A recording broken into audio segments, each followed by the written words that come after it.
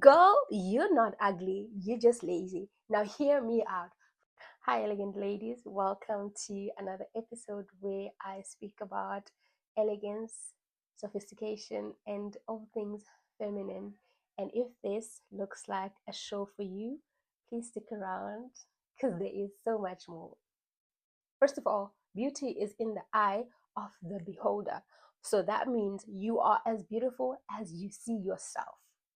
You know those days when you're feeling sluggish and you don't want to do anything, you don't want to take a bath, you don't want to dress up, you just want to take a bath and go back to your pajamas, and you don't even want to put makeup or even a mascara or even lip gloss, or you just want to be in your ashy skin.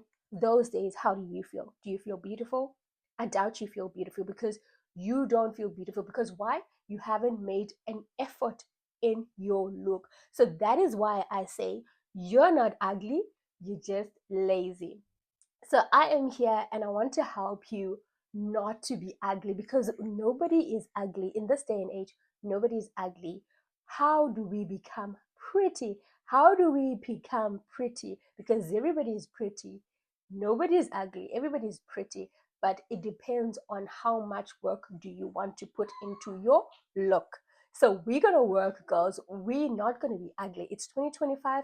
There's no time for that. So let's get into the tips on how to be beautiful all the time.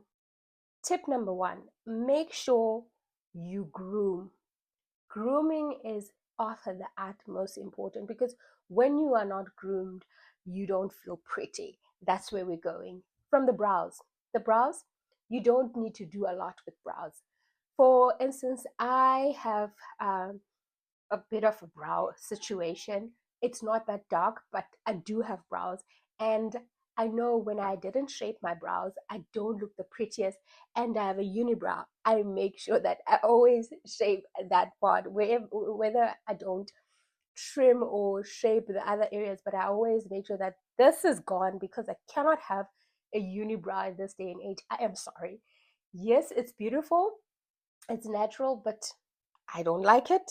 It doesn't make me feel beautiful. It doesn't make me feel pretty. Therefore, I get rid of it. So I make sure, even if I don't have time to shape my brows, I make sure I have one of those razors. I just one, two, three, and it's gone. It's gone. That's how we do it. You don't have to go to a salon if you don't want to, but if you want to get it professionally done, trimming your brows, shaping your brows, other people, they will go as far as trim and tint their brows. Others, they would go threading and tinting their brows. That makes you look put together every day, because when you have your brows um, trimmed and they are shaped, the minute you wake up, you don't have to do a lot to your face. Wash your face, moisturize your face, and your brows are perfect. And you just do a few things, maybe mascara, and then, you know, you don't do a lot, because your brows are already setting the tone. Nails, ladies. If you are a person that likes to keep nail polish, make sure that the nail polish is not, if it's chipped, it's giving cheap.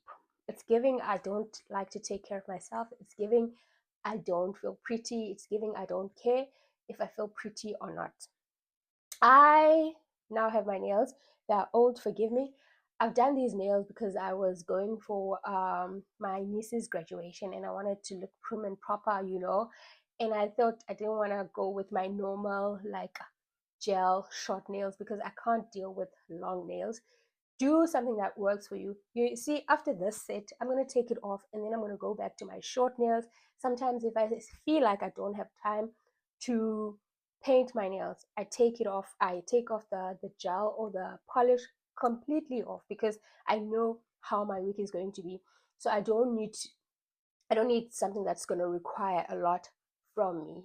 If you know that you're somebody that likes to put on maybe false lashes, you do that, take care of that. And when you do have false lashes, it looks like your face is made up. The minute you put on foundation, or you put on a light concealer, your face already is like lighting up. It looks like you have a full face of makeup, whereas you didn't have a full face of makeup, but more of a natural girl lash. And if I do extensions, I do those ones where You stick it on for a day, and then in the evening you take them off because they tend to irritate my eyes.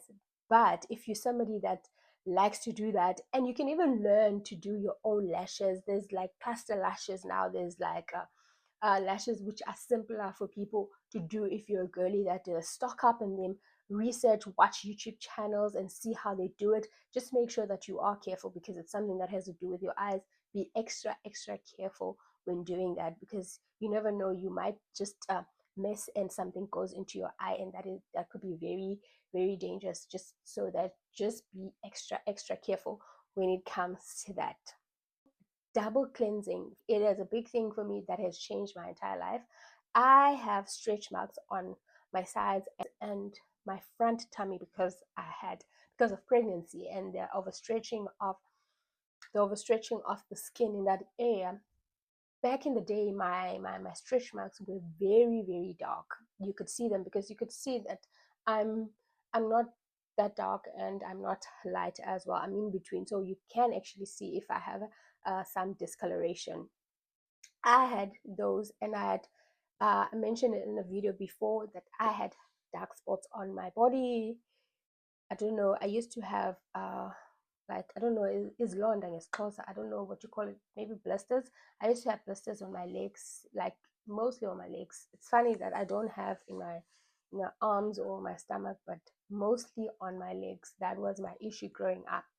So ever since I started double cleansing, my skin has been lighter, the stretch marks has been lighter, the spots on my skin have been lighter, and I've been using exfoliating gloves.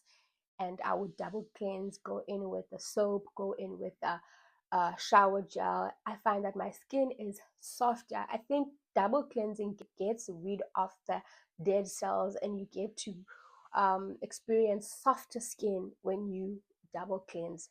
And aftercare, when you've just taken a bath or a shower, moisturize your body while it's still damp so that the moisture of the body lotion and it locks in your skin's moisture so that your skin doesn't become dry. And my hands are not the prettiest hands ever, and they used to have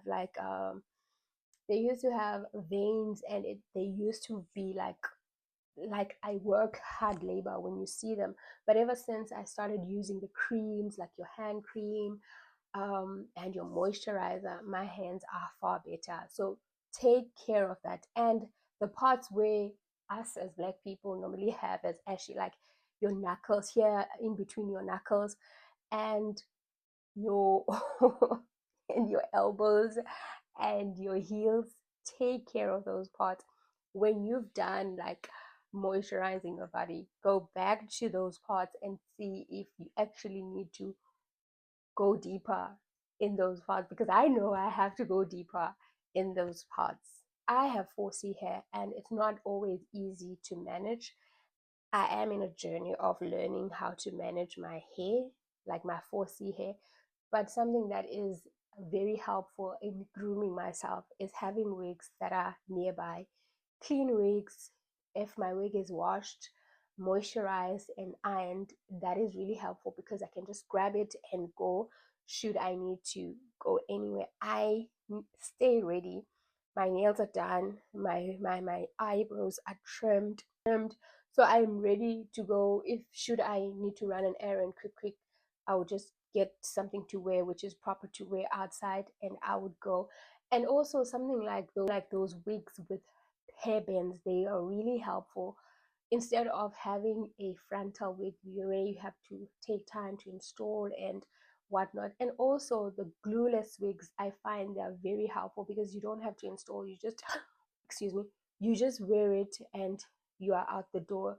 You can just have a stand for a wig so that your wig is in place and it's ironed, it's ready to wear and go. So things like that are very helpful in grooming. I'm going to do a recap. I mentioned nails, I mentioned body, aftercare for the body, I mentioned brows, I mentioned hair, and I mentioned the whole body in terms of moisturizing. The thing that we take for granted is posture.